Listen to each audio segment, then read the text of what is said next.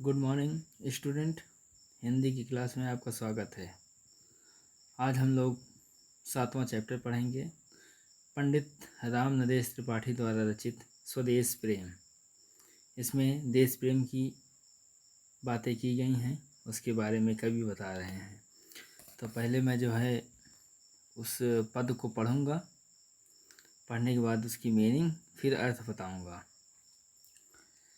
अतुलनीय जिनके प्रताप का साक्षी है प्रत्यक्ष दिवाकर, घूम घूम कर देख चुका है जिनके निर्मल कीर्ति निशाकर, देख चुके हैं जिनका वैभव ये नभ के अनंत तारागण, अगणित बार सुन चुका है नभ जिनका विजय घोष रण गर्जन। यहाँ पे जो है अतुलनीय मीन्स होता है बेजोड़ या जिसकी तुलना नहीं की जा सकती है। दिवाकर मीन्स होता है सूर्य। निशाकर मीन्स होता है चंद्रमा। रण गर्जन मीन्स होता है युद्ध की गर्जना। तो यहाँ पे जो है कवि का कहने का मतलब ये है, कवि क्या कहना चाहता है। कवि कह रहा है कि अतुलनीय जिनके प्रताप का साक्षी है प्रत्यक्ष दिवाकर। क्या यहाँ पे जो है कवि का कहने का मतलब ये है कि कवि कहता है कि तुम उन पूर्वजों का स्मरण करो। कवि कहता है कि तुम उन पूर्वजों का स्मरण करो, याद करो, जिनके बेजोड़ प्रताप की साक्षी सूर्य आज भी दे रहा है। अर्थात कहते हैं कि उन पूर्वजों की जो है पूर्वजों का स्मरण करो जिनकी तुलना नहीं की जा सकती है, जिनकी तुलना नहीं की जा सकती है। उनके जो है उनके प्रताप का साक्षी स्वयं सूर्य हैं। अर्थात कि अतुलनीय जिनके प्रताप का साक्षी है प्रत्यक्ष दिवाकर। कहते हैं कि जिनकी तुलना नहीं की जा सकती है, उनके प्रताप का साक्षी स्वयं सूर्य हैं। घूम घूम कर देख चुका है जिनकी निर्मल कीर्ति निशाकर। कहते हैं कि जिनकी धवल और स्वच्छ कीर्ति को यत्र तत्र मतलब जहाँ तहाँ और सर्वत्र घूम घूम कर चंद्रमा भी देख चुका है। देख चुके हैं जिनका वैभव ये नभ के अनंत तारागण। कहते हैं कि हमारे पूर्वज ऐसे थे कि जिनके ऐश्वर्य को तारों का अनंत समूह बहुत पहले देख चुका है। फिर है अगणित बार सुन चुका है नभ जिनका विजय घोष रण गर्जन। कहते हैं कि जिनके विजय घोषों और युद्ध गर्जनाओं को आकाश अनगिनत बार सुन चुका है। अर्थात हमारे पवित्र चरित्र, पूर्वजों का प्रताप, यश, वैभव, युद्ध कौशल आदि सब कुछ अब अद्भुत और अभूतपूर्व था।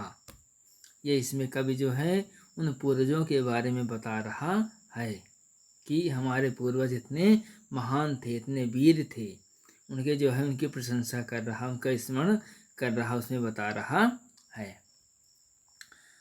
फिर है शोभित है सर्वोच्च मुकुट से जिनके दिव्य देश का मस्तक, गूंज रही हैं सकल दिशाएं जिनके जय गीतों से अब तक, जिनकी महिमा का है अविरल साक्षी सत्य रूप हिमगिरिवर, उतरा करते थे विमान दल जिनके विस्तृत वक्षस्थल पर।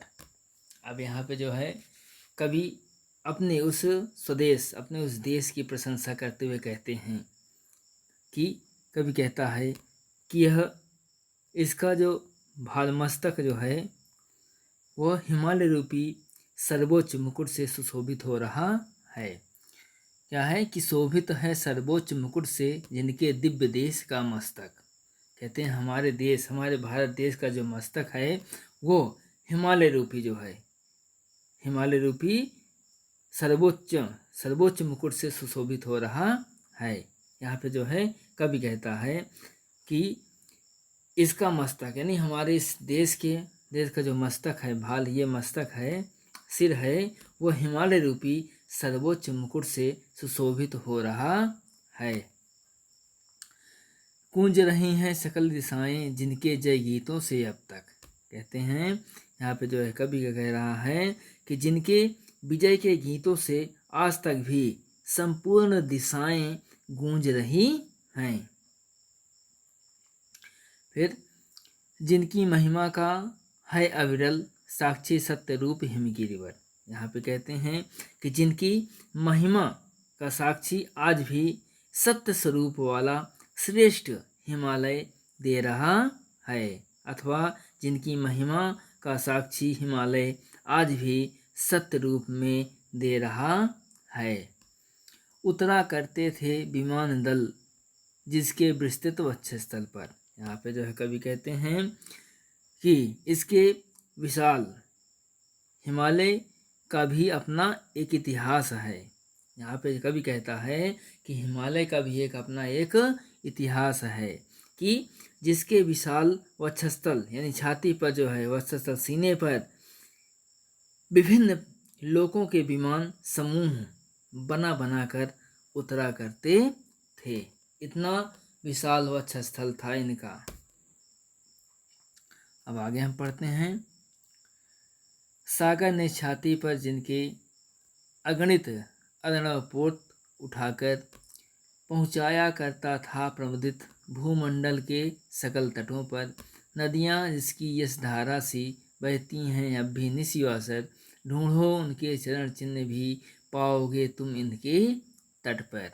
यहाँ पे जो है कवि का कहने का मतलब है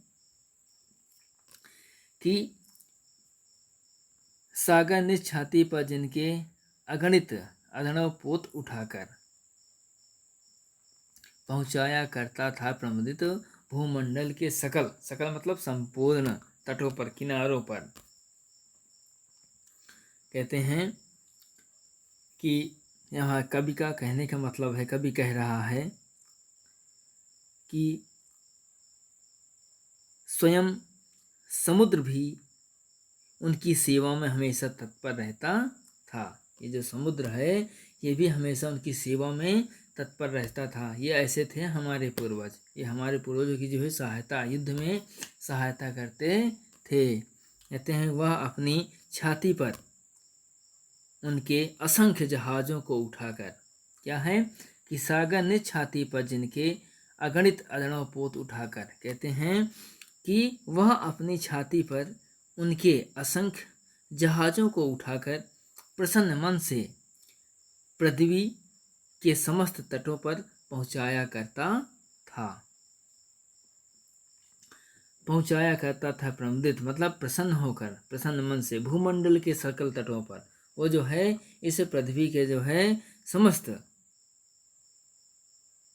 तटों पर जो है पहुँचाया करता था। नदियाँ जिनकी यश धारा सी बहती हैं अब भी निशिवासर। यहाँ पे कहते हैं कि इस देश में रात दिन बहती हुई नदियाँ मानो इसके यश की धारा ही हैं। वे धन्य थे वे हमारे पूर्वज।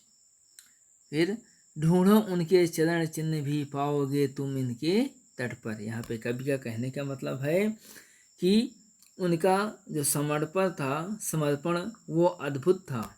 मुझे तो ऐसा लगता है कि जैसे उनके चरण चिन्ह आज भी नदियों और समुद्रों के तट पर मिल जाएंगे, कोई उन्हें ढूंढे तो सही।